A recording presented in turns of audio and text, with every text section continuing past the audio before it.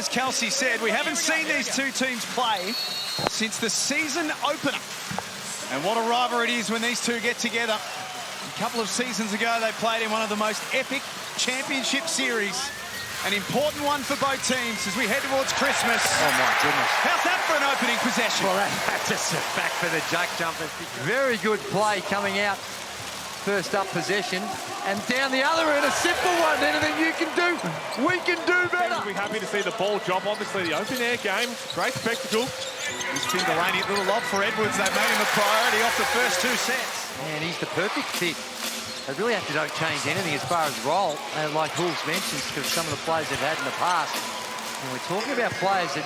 Very good in that round one game with 22 points. Can't hit there.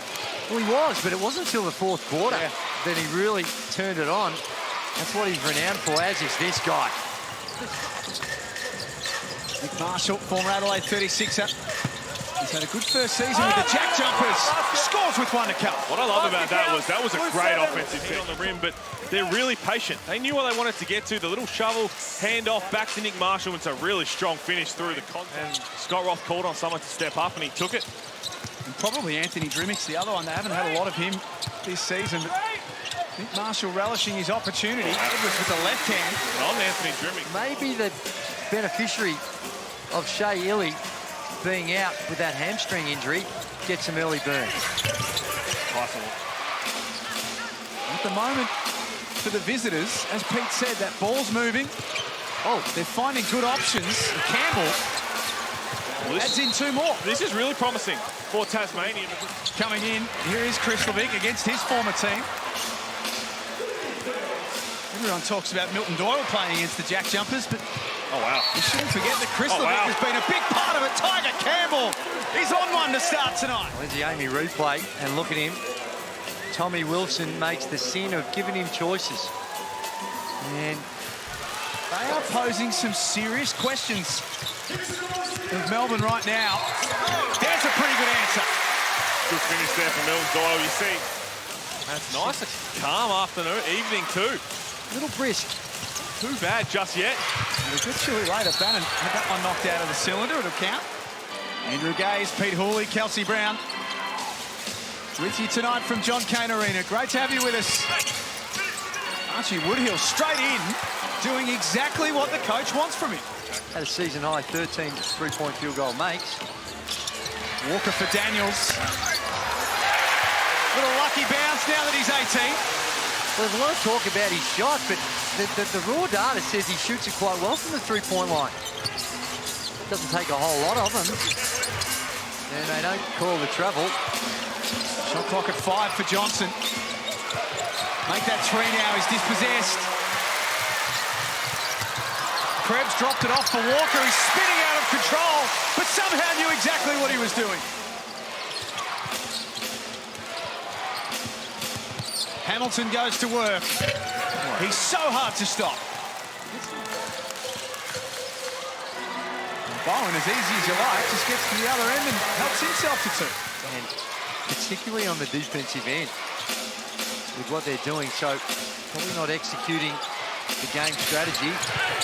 Magnay tough over the top of Edwards. Bryce Hamilton's a threat every time he has ball in hand.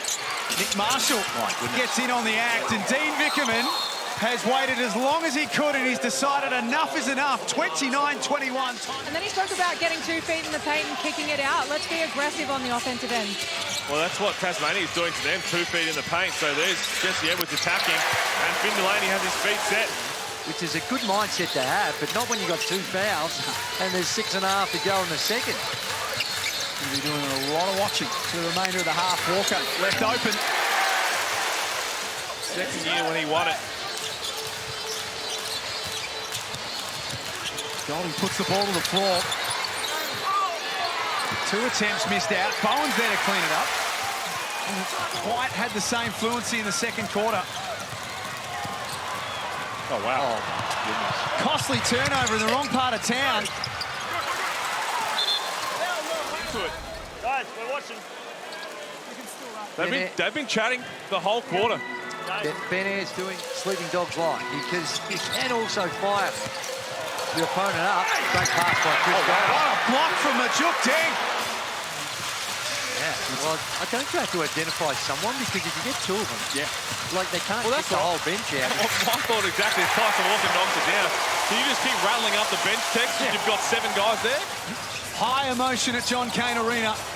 We should have expected this. With Tasmania and Melbourne going head-to-head. Ben Air with a jumper. 12-11. Less than 90 seconds to play in this first half. Majuk Deng blocked by Bowen. Krislovic, feet set. And it's kept back out. Walker gave it off to Milton Doyle. Always look to see what's available because they look like a different offense in the half court because of it. Bryce Hamilton, good block there from Krislovic. And here goes Tyson Walker. Downhill. Stripped by Campbell. Jesse Edwards didn't see a lot of him in the back end of that second quarter with foul trouble. They got a straight ISO play to Jesse Edwards. The mismatch down low. They find that mismatch. Jesse Edwards misses the jam. It's that sort of night. My goodness. And then his opposite number shows him how it's done at the other end. Threw it into the front of the rim. And down the other end, Will Magnay says, as your mama taught. Segment, I reckon. It could be all 3 of them. I'm absolutely certain it'll be on overtime next week. Oh, Tanner Krebs nearly joined him. That's a better pass. And his biggest lead in the game is 8. Hamilton makes it a 7-point game. Timeout Melbourne. Tomorrow, Adelaide and Cairns. Christmas Eve hoops at the Adelaide Entertainment Centre. Right, tough game as well as shot. Well, let's have a look. Well, I think Will Magnay might have 17 fouls for the evening, Melbourne. 2 in this period, so again, flirting with being over the limit with a long way to go. Tiger Campbell feasting in the mid-range. You put the referees in this decision. Now, there's been a couple of them for sure that you think they can be let go. But this has been a game plan that's clearly working for them. The other one's Milton Doyle. 7 points, 2 of 8. That's him. He's going to have those types of games, Bannon. Easy. Wide open early. And it's not until the last 6 seconds of the play that they're looking to score. That's an off. That goes. Bryce Hamilton at his very best. Half shot. He's able to use his feet a little bit more. He's in more of a drop there. Oh, my. Maybe they should have been. I think Scott Ross. Oh, dear. That's a big discrepancy. There's a butt. Daniels, much better second time around. Ben Air at the top of the key. Shot clock at 7. Gets past Walker, takes it all the way in, and happy to tell everyone about it as well. At the 5, he wants to see what they can create out of that. Oh, they're going to have to get some stops first. I don't mind it.